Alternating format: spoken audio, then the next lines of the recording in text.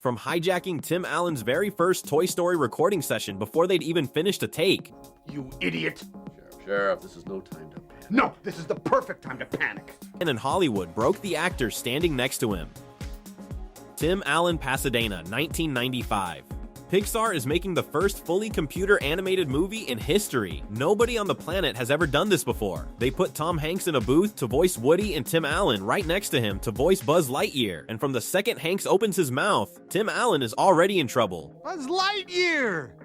Any other toy would give up his moving parts just to be you. You got wings. You glow in the dark. Your helmet does that whoosh thing. He's not reading the lines. He's performing them. Full body, full commitment, like Woody is standing in the room. And Tim Allen has to somehow match that. Buzz Lightyear mission log. The local sheriff and I seem to be at a huge refueling station of some sort. You! According to my Nava computer. Shut up! You shut up! Then came the big argument scene that ended up in the final film, and Hanks took it somewhere nobody had blocked out for him. You idiot! Sheriff, this is no time to panic. No, this is the perfect time to panic. I'm lost. Andy is gone, or they're gonna move from the house in 2 days, and it's all your fault! Allen visibly cracks on tape. Then Woody walked in on a kid's bedroom full of toys, and Hanks softened into something almost tender before swinging straight back into chaos. Wow, look at you! You're so shiny! The classic sort of mom like All right. Where was the last place you left him? By the time he got to the Tea Party voice, it was over. My, what a lovely hat, Mrs. Nesbit. It's very becoming. More cream? Sugar? One lump or two.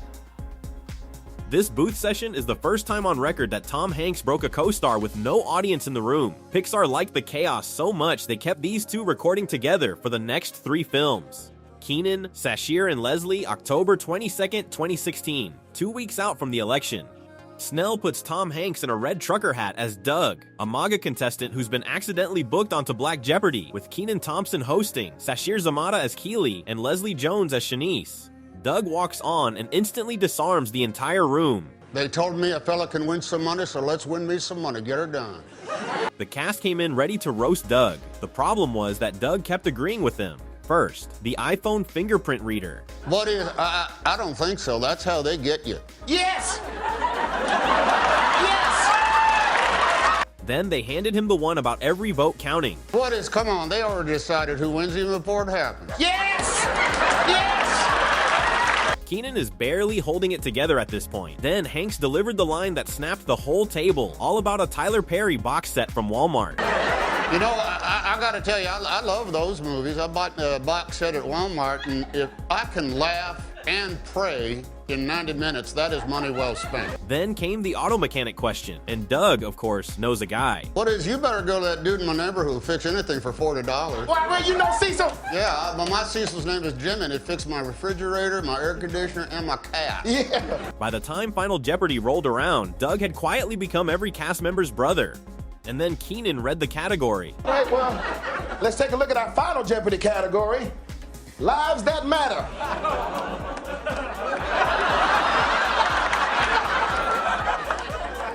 Well, it was good while it lasted, Doug.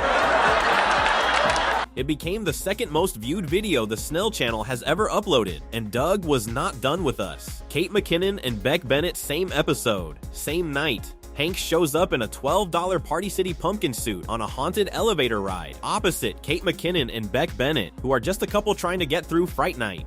Oh, no, here we go. How's it hanging? I'm David Pumpkins, and I'm gonna scare the hell out of you. They have to react to this like they have no idea what's happening, because in the script, they don't. But the more questions they ask, the less it makes sense, and Hanks doubles down on every single one. Scared and speechless? Oh, no, I'm just trying to wrap my head around David Pumpkins? I mean, are we supposed to know who that is? Yeah, it was just a guy in a pumpkin suit with 2 B-boy skeletons. McKinnon is biting the inside of her cheek. Bennett's eyes are doing the work of 3 takes. Then Hanks gave himself a middle initial. What's my name? David S. Pumpkins! Pumpkins! Any question? Yes! Several! I mean, what, he has the middle initial now? I am so in the weeds with David Pumpkin! The sketch ran another minute and a half of pure committed nonsense, and the longer it went, the harder it got for either of them to keep a straight face. Why did you go all in on David Pumpkin? Hey, look! It's 100 floors of Franks. They're not all gonna be winners. That's the whole trick. Even in a Party City costume, Hanks commits so hard that the actors next to him can't meet his energy without laughing. Sally Field, The Graham Norton Show. Hanks has been on Graham's couch about 10 times now. But the appearance that really got the sofa going came when Sally Field was sitting right next to him, and Graham asked the one question everyone wants answered. Where did the Forrest Gump voice actually come from? And what do people mostly ask you? What do people mostly say to you and shout out to you when they see you? Oh, they used to yell, Houston, we have a problem. They used to yell that. They yelled, run, Forrest, run. That's a biggie. Turns out the voice was never invented in a trailer. Hanks lifted it straight off the 8-year-old who played young Forrest. A kid from deep Mississippi named Michael Connor Humphreys after director Bob Zemeckis flagged a problem on set. Bob said, okay, we got a problem here. You're gonna have to teach this kid how to talk the way you want to talk. And I thought, why don't I just talk the way he talks right now? So he started hanging out with the kid, picked up his accent, and then dropped into it live on the couch. Sally Field, who played Forrest's mother and has heard this voice 1,000 times, was not ready for it. What does your father do? My daddy makes grease. That's what he said. And he said I don't understand. Is grease something you make? Yes. She's already laughing into her hand. Graham's leaning back trying to hold it, and Hanks just keeps going, all the way to what grease apparently turns into.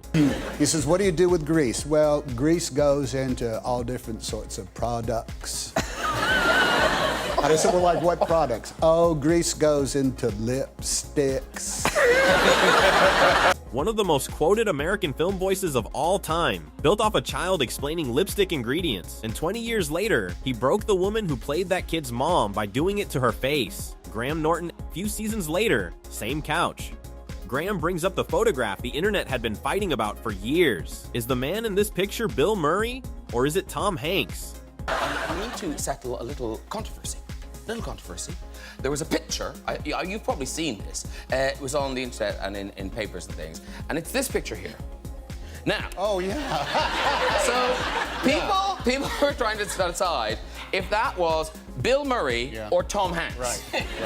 Hanks looks at the photo and immediately turns it into a bit, claiming he's been doing what he calls a pale imitation of Bill Murray for years anyway. Well, I've been doing a pale imitation of Bill Murray for most of my career, so it actually works out. I know that it's not me because I did not take that picture. Unless I've had a cranial plate shift that, is medicinal. Then he made the face. He physically pulled his own features into a Bill Murray impression, live, and Graham was done. Well, that's not me. But actually, even looking at you now, does look very like you. It does. I could make that face. But now, down in there, down you go. There you go. You squeeze in. Like that. Yeah, like that, smiling. Okay, and now, there we go. That is really good. The couch goes. The audience goes. Graham puts his cards flat on the desk. The man holding the highest civilian honor in the United States broke an entire studio by squinting like a different actor. The Dragnet Rap Same show, different night. Graham brings up the fact that Tom Hanks, a man who has worked with Steven Spielberg more times than most actors work at all, also happens to have a rap song from 1987. But you are a recording artist. Oh, dear. Oh, well, let's say I've been forced into the studio at gunpoint on occasion, yes. Yes. Yeah. No, you went all kind of hip-hop rappy on us, didn't you? Yes, I have a... He admits the rap is real and that it has haunted him ever since. Then, the audio comes up. I have a rap hit that haunts me for the rest of my days, yes. Because this was you and Danny Aykroyd. We were promoting Dragnet, a motion picture in 1987. The track plays, and Hank starts rapping along to his own 1987 verse, and the whole panel, plus Graham, plus the band, goes at the same time. This is the thing only Hanks can do. He can pull a piece of evidence out of his own career so embarrassing it breaks every other person on the sofa. And somehow, he's the only one who's completely fine. Conan O'Brien 2010. Conan's just moved to TBS, and for years, Hanks has been the guy calling him Coco.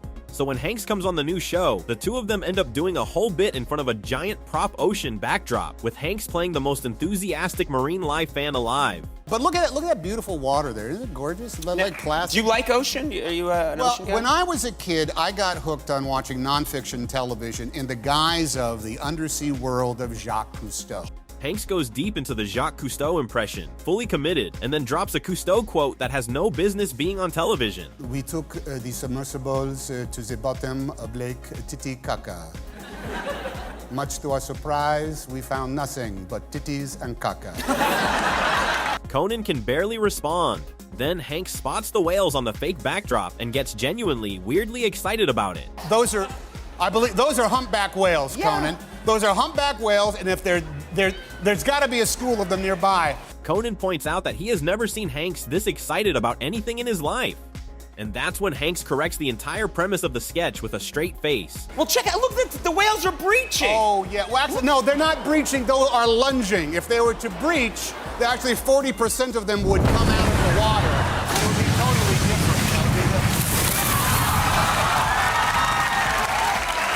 Then the water cannon goes off. And after getting soaked, Hanks immediately admits he was wrong in the most Tom Hanks way possible. That was amazing. I was wrong. They were breaching. That was a breach. What was meant to be a quick desk bit turned into one of the most replayed clips on the Conan channel, all because Hanks treated a fake cardboard ocean like the most important wildlife event of his life. Bryan Cranston, May 2025. Hanks and Bryan Cranston are doing press for Wes Anderson's Phoenician Scheme in New York. The photo line is doing what photo lines always do, which is asking 150 people for one more shot for 2 straight hours. Hanks decides he's had enough. There you go. There it is. Right this way. Here we go. Right this way. He grins down the row of photographers and tells them to shut up, with the kind of energy that only lands when a man with 2 Academy Awards is the one doing it. And Cranston, standing right next to him, catches it and jumps straight in. The photo line breaks. The reporters break. A man who played a meth kingpin for 6 seasons is now laughing on a red carpet because Tom Hanks personally decided the photo call was over.